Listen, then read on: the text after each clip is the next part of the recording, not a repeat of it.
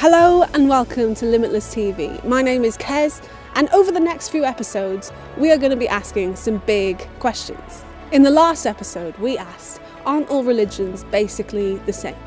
And in this episode we're going to be looking at the problem of suffering. The Greek philosopher Epicurus asked a question that went something like this. Why do people believe in a God who is said to be all-loving and all-powerful, yet allows evil to exist? If there is a loving, powerful God, then why do we suffer?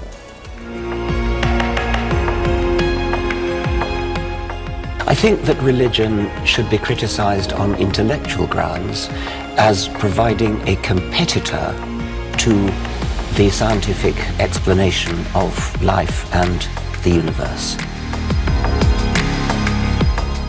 Because the God who created this universe, if it was created by God, is quite clearly a maniac. You don't believe in God, then where's your moral barometer? Science does not rule out the existence of a creator, by definition, because we don't know how the universe began, full stop. But we have a hope. There's a plan in this book of redemption. God has a plan for the future, your future, and God is interested in you.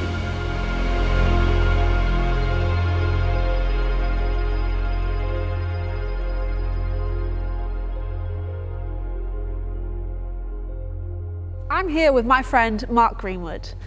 Mark, if God is loving, if God is good, if God is all-powerful, then why is there so much suffering in the world? Yeah. Do you know what? I think this is one of the most difficult questions. And actually, it's a question that I have probably wrestled over more than any other question. So look, this question is only a problem for Christians because we actually do believe that God is all-loving and all-powerful. We have a conviction that he's both. And so for somebody who maybe isn't a Christian, who doesn't believe in God or does believe in God but doesn't maybe see him quite as we do, then it's not an issue apart from an objection for believing. Because the tension is the fact that if I only believe God's all-powerful but not necessarily all-loving, then the question isn't a question because he could do anything, but why should he bother? And if he's all-loving but not all-powerful, then the question isn't a valid question because he wants to do something, but he's not able to. So the question's only a question and a tension if you believe that God's all-loving and all-powerful.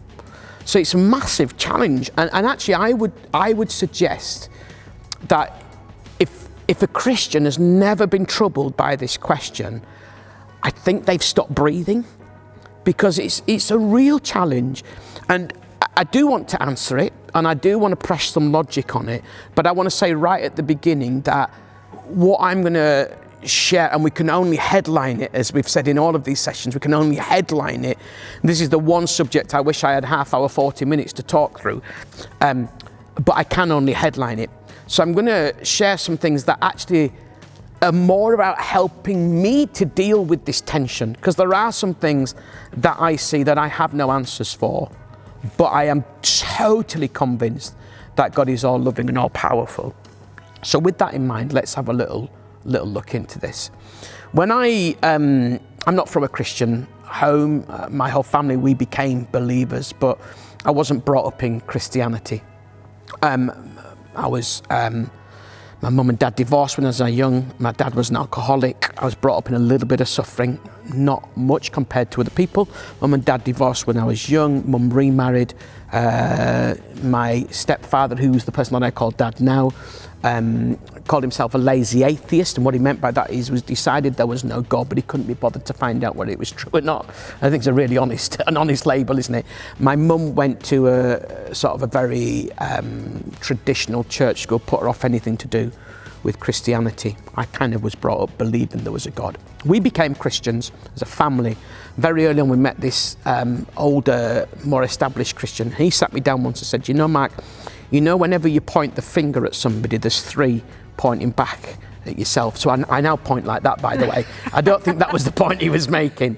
But I mention that because I think there's almost a luxury, isn't there, in saying, God, why do you allow suffering?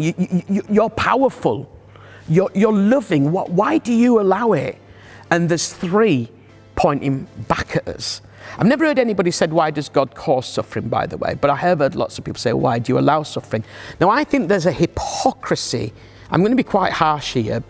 We are going to deal with it from a more heart and emotional, and I want to say, if anybody's listening to this and suffering, I'm going to talk about it from an emotional thing, and we want to reach out to people, but just dealing with it as an academic objection at the moment, okay, I think it's a very convenient thing to blame God for suffering when actually we not only allow it, but we cause a lot of the suffering in the world. You won't find me agreeing with lots of stuff that David Attenborough believes in, although I do think his programs have been amazing, and I do agree with him on lots of the environmental issues. But one thing he said, and I think this is so profound, he said the greatest risk to our planet is humans. The greatest risk to our planet is human beings. I found that really staggering, and it's been suggested that most of the suffering in the world is caused in some way because of human activity, which is staggering really when you think about it. So let's suppose God did wake up, there's a theological weakness in that because it suggests he's been asleep to start with, but let's suppose God tomorrow decided, you know what, you're right, human beings, I'm going to get rid of all the suffering in the world. Where would God start and where would God stop?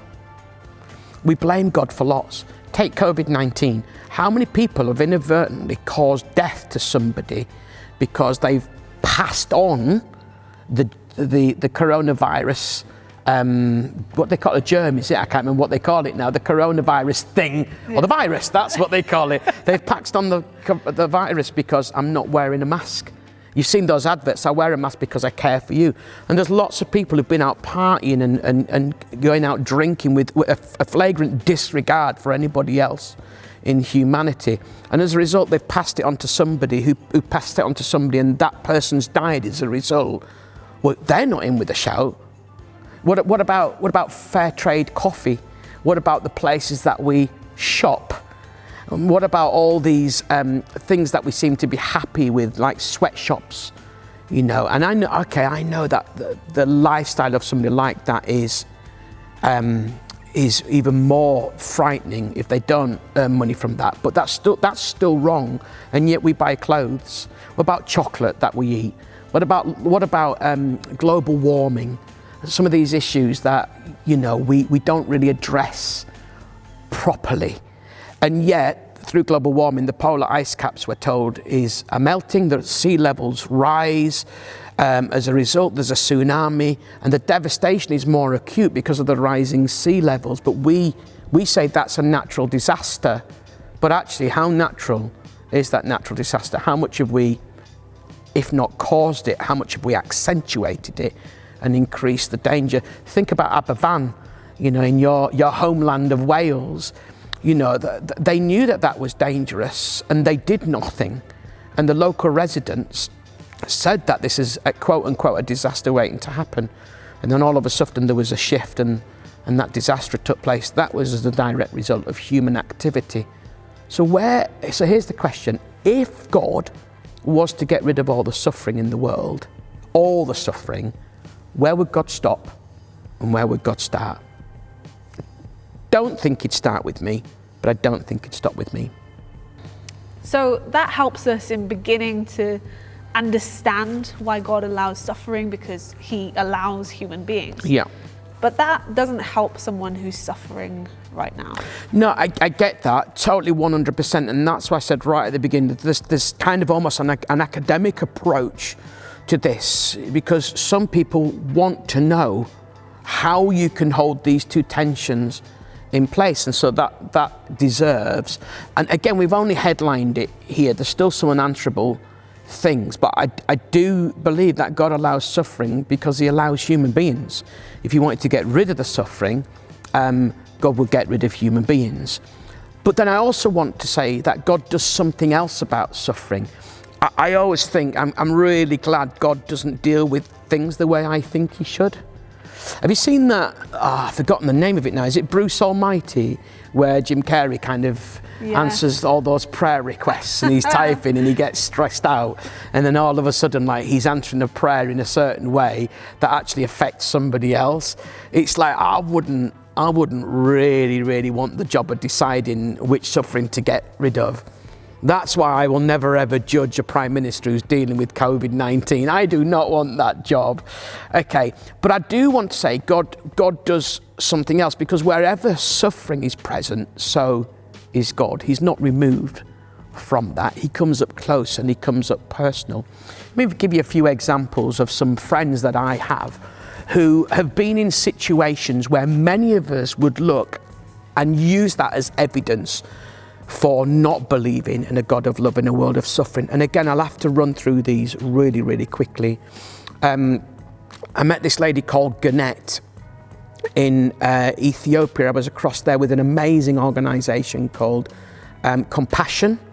They do a phenomenal job. If anybody wants to see what they can do, they can check them out online. They're fantastic. And we met this lady called Gannett. Gannett blew us away. Gannett was a follower of Jesus. She was a Christian, and but she was disabled from the waist down.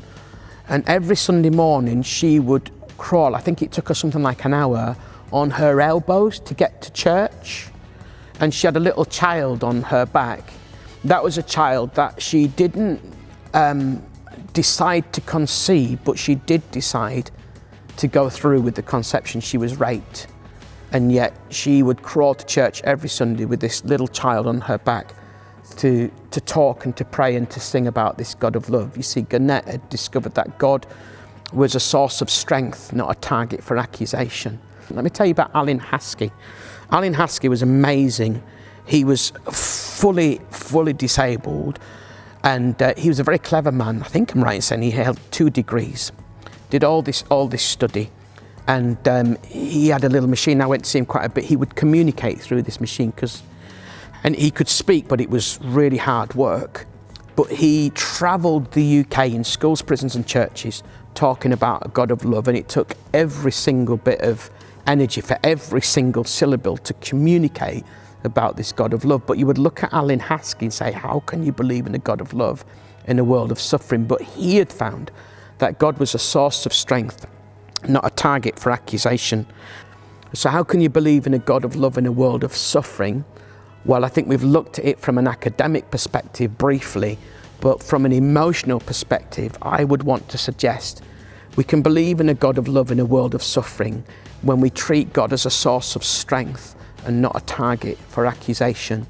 And we can do that more when we understand the implications of the objection, because it feels quite easy then, well, surely God just needs to get rid of all the suffering. How simple is that to get that'll sort it? But actually it's a very complex issue to something that we make oh so simple. I want to suggest to you, God comes really close to people when they're suffering. For anybody who may be going through anything right now, God can be a source of strength, not a target for accusation. Amazing. Thank you so much, Mark. That is so helpful. Today's question has been a really difficult one, and it may have brought up some pain and some suffering of your own. Maybe you even feel some anger, and that's okay. But don't go through it on your own. Maybe speak to your youth pastor or your Christian friends about this. You can also find out more about this subject from these books. Where is God in All the Suffering by Amy Orr-Ewing, and Now That is a Good Answer by Mark Greenwood.